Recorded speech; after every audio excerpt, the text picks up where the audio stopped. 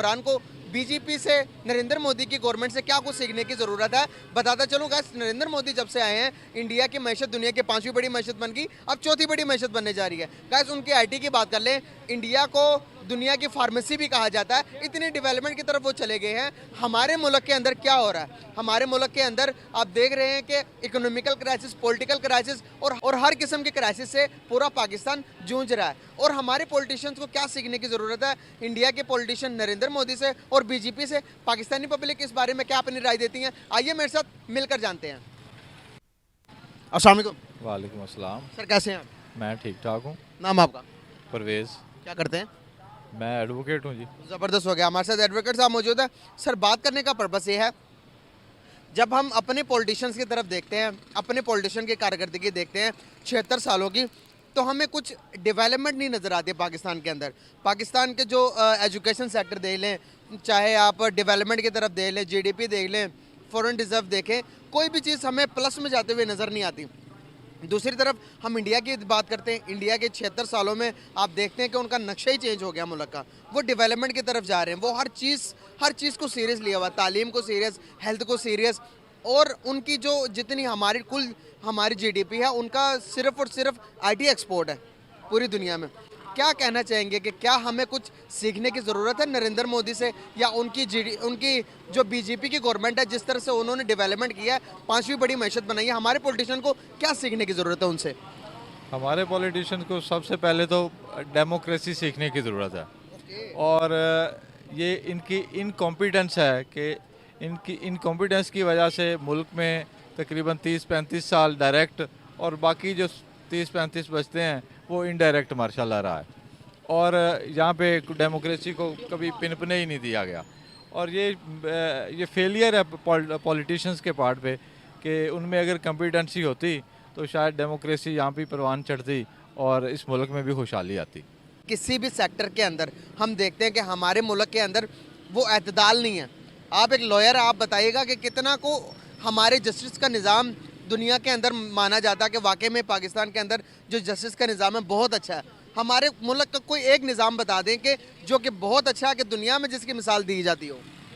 हमारे मुल्क में मेरे ख्याल में कोई ऐसा इदारा नहीं है जिसकी हम मिसाल दे सकें कि दुनिया के मुकाबले में हम भी खड़े हैं।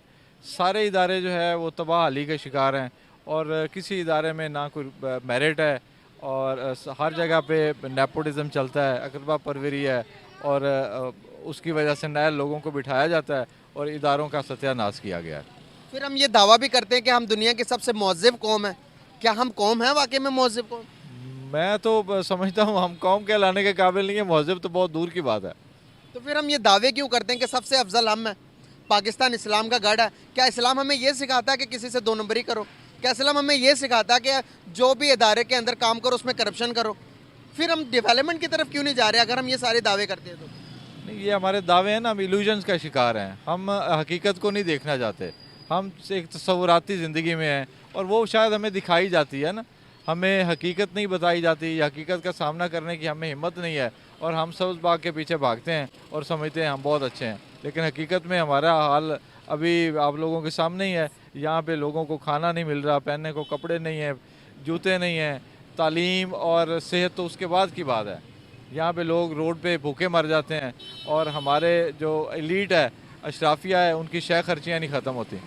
क्या हिंदुस्तान में भी ये सब कुछ होता है?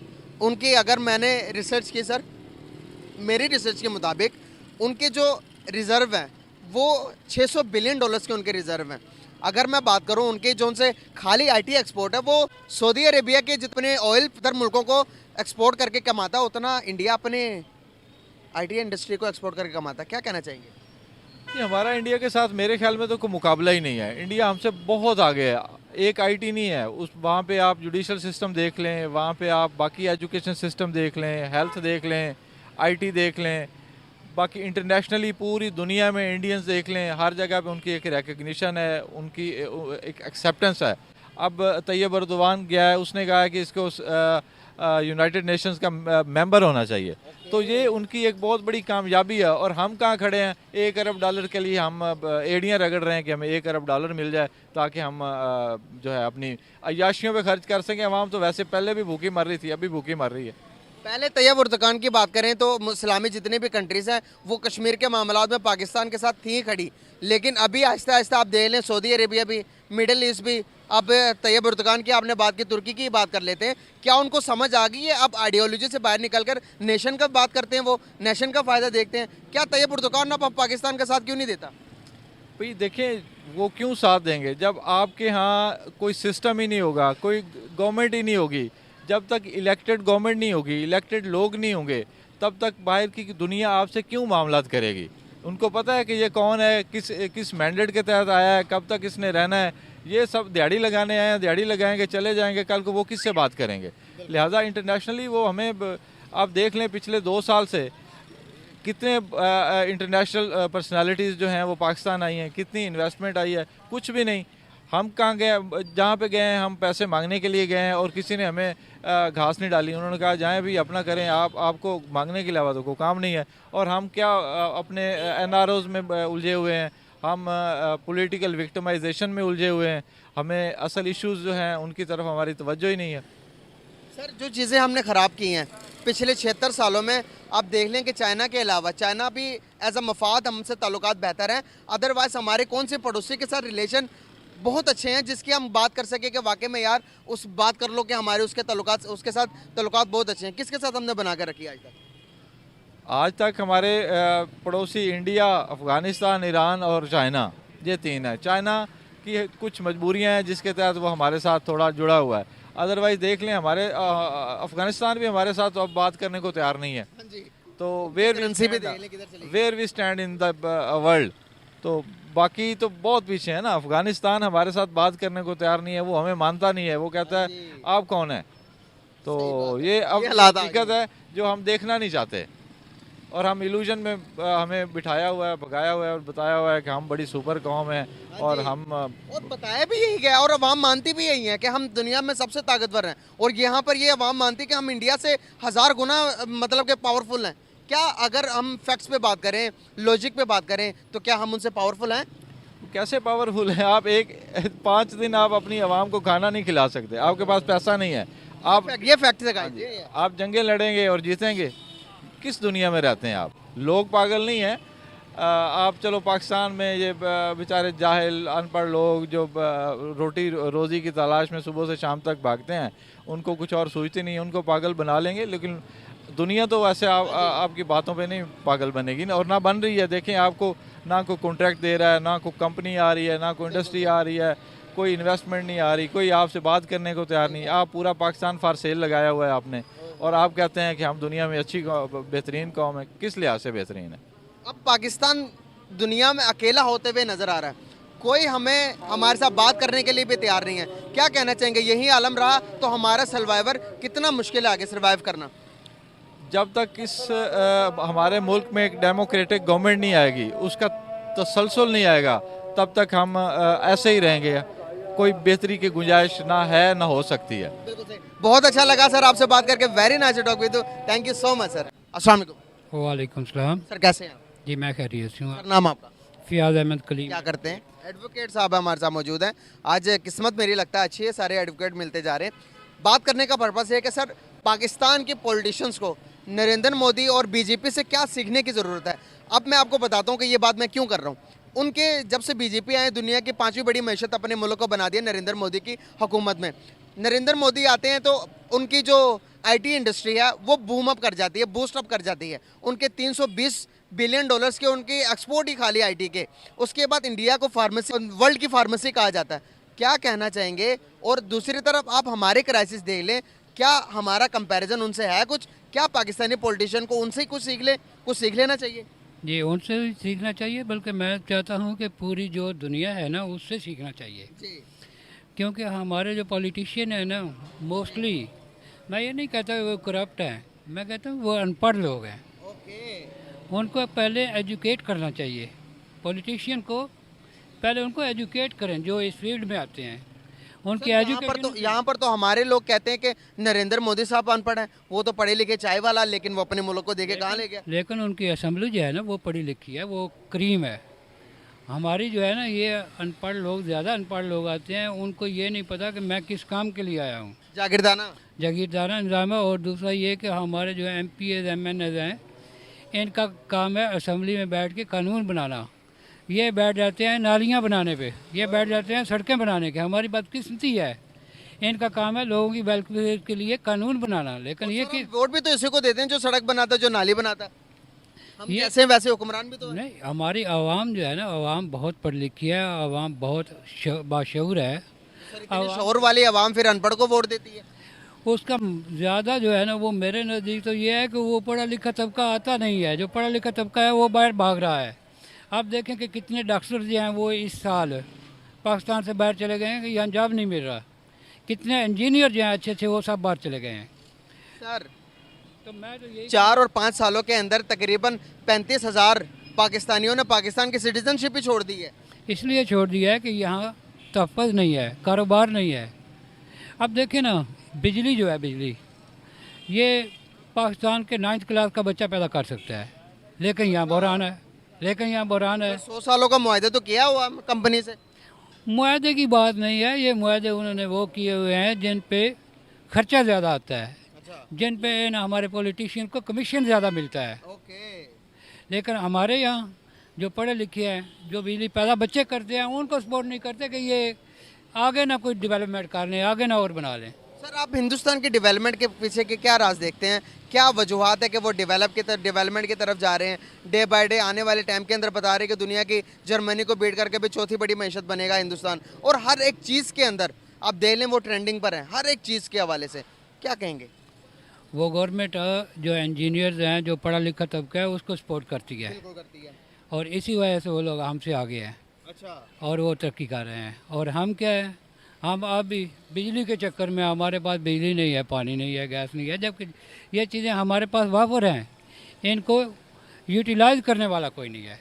और चांद पर चला गया, इंडिया चांद पर चला गया, और हम जो हैं, हम चांद जमीन पे चांद बना रहे कश्मीर के चांद बना रहे हैं। और हम कह रहे हैं कि अब चांद बनेगा कश्मीर। हैं। अच्छा, जी। कश्मीर की बात कर ही दी है, क्या लगता है कि इन सारी सिचुएशन के अंदर कश्मीरियों को हम कहेंगे कि भाई वो सारे फैसिलिटीज़ जो आपको इंडिया की तरफ से मिल रही है, आटा जो आपको 25 से 30 रुपए का मिल रहा है, वो छोड़कर आप 200 रुपए के केजी आटे के पीछे आओ, क्या वो आएंगे हमारे पास? कभी नहीं आएंगे। तो फिर हम यहाँ पर चूरन भेज रहे हैं, कश्मीर बनेगा पाकिस्तान। बस यही समझे ना कि हम चूरन भेज रहे हैं, कश्मीर बनेगा पाकिस्तान। क्योंकि हमने खुद प्रैक्टिकली कुछ नहीं करना। जब हम प्रैक्टिकली कुछ नहीं करेंगे तो हम सिर्फ नारे लगाएंगे। तो अभी तक कश्मीर के लिए किया क्या प्रैक्टिकली भी, और दूसरी तरफ भी क्या कभी कुछ किया है? 76 साल हो गए। जी, कुछ भी नहीं किया और होना भी कुछ नहीं है। होगा क्या? हिंदुस्तान कश्मीर छोड़ सकता है, या हम कश्मीरियों को कश्मीरियों अलग लैंड बना कर देंगे? कभी नहीं हो सकता। तो फिर ये क्या वजूहत है? ना उनके साथ सुलह कर रहे हैं, ना और कर रहे हैं। कश्मीर के अंदर डेली सीज फायरिंग की जो वायलेशन, जो मुआहदा होता है, उसकी वायलेशन होती जा रही है। वो हमने हमारे यहाँ पर उनके तकरीबन 3 से 4 सोल्जर्स को मार दिया, आर्मी जो उनके सोल्जर्स थे उनको मार दिया। क्या कहेंगे? हमारी जो है ना ये कश्मीर कमेटी, ये सिर्फ ड्रामेबाज है। अच्छा। इसने कभी कुछ नहीं करना। ये तो भुट्टो ने भी कहा था ना, जब ये अयूब ने मुआहदा ताशकंद किया था, तो भुट्टो ने कहा था कि अब ये कश्मीर के लिए पाकिस्तान 1000 साल तक लड़ता रहेगा। और वो भुट्टो की बात सच है। क्या कहेंगे कि शिमला मुआहदा भी कर लिया, उससे पहले जब जब कश्मीर का मसला था, कश्मीर जब आज़ाद हो रहा था, तो जो कश्मीर का राजा था उसने तो बायलिटरली लिख कर दिया था कि भाई ये तो कश्मीर तो हिंदुस्तान का ही पार्ट बनेगा, पाकिस्तान का नहीं बनेगा। तो यूएन के अंदर वो इंडिया तो ये भी तो कह सकता कि भाई उसके राजा ने मेरे हवाले किया था। जी, राजा ने किया था, लेकिन ये बात की पार्टीशन की बात है ना। जब पार्टीशन हुई थी तो उस वक्त कश्मीर जो है वो हमारे हिस्से में आया था। हमारे हिस्से में कैसे आया था? उन्होंने हमारे हिस्से में ये आया था ना कि ये आधा कश्मीर आपका, आधा, और इसमें ये कुछ एरिया जो है मकबूजा कश्मीर इंडिया के पास चला गया था। और उसी के लिए आज तक हम ये केसेस लड़ रहे हैं। हिस्सा कौन सा, कितना का हिस्सा? अब ये मैं एग्जैक्ट नहीं बता सकता कितना हिस्सा है। अच्छा, वो जो श्रीनगर है वो भी हमारे पास था? जी, श्रीनगर भी हमारे पास था। अच्छा, जी। ये तकसीम किसने किया था? और तकसीम करके हमारे ये जो उनसे आप बता रहे हैं कि ये किसी बुक का मुझे रेफरेंस दे दे, मेरी ऑडियंस को रेफरेंस दे दे। जी, इस वक्त मुझे कोई याद नहीं है। ठीक है, मतलब कि ये बात आपको किसने कही कि जो कश्मीर था? मैंने पढ़ा था किस रेफरेंस से, अब मैं रेफरेंस एग्जैक्ट कोड नहीं कर सकता। मैंने ये बुक में पढ़ा था, मुतालिया पाकिस्तान में मैंने पढ़ा था, तो वहीं से ये मैं आपको। हमारे मुतालिया पाकिस्तान में जी। गया है कि जो शिमला मुआहदा हमें बताया नहीं गया। शिमला मुआहदा पढ़ा आपने? जी शिमला माहिदा मैंने पढ़ा था, कहाँ पर पढ़ा था? तारीख में पढ़ा था। तारीख में हमारे सिलेबस की किताबों में पढ़ा था। जी ये बीए की हिस्ट्री उठा लेना आप, वहाँ आपको मिल जाएगा। अच्छा, उस मुआहदे के तहत अगर हम देखें तो हमने कितने बड़े एग्रीमेंट्स किए, कश्मीर और पाकिस्तान का कश्मीर और जो कश्मीर का जो मसला पाकिस्तान और हिंदुस्तान का तीसरी कोई ताकत इन्वॉल्व नहीं होगी। जी नहीं, अब तो मुझे कुछ याद नहीं है, मैं इस वक्त जा रहा हूँ कि काम के लिए। तो बहुत शुक्रिया सर, बहुत अच्छा लगा बात करके, थैंक यू सो मच। जी वालेकुम सलाम। सर कैसे हैं आप? अल्लाह का शुक्र अल्हम्दुलिल्लाह। नाम आपका? मियां अरशद, क्या करते हैं? मैं एडवोकेट हाई कोर्ट हूँ। अच्छा माशाल्लाह, ज़बरदस्त। एडवोकेट साहब हमारे साथ मौजूद है। सर बात करने का पर्पस है कि आप पाकिस्तान की पॉलिटिक्स को देखते हैं तो हमें फेलियर्स नज़र आते हैं।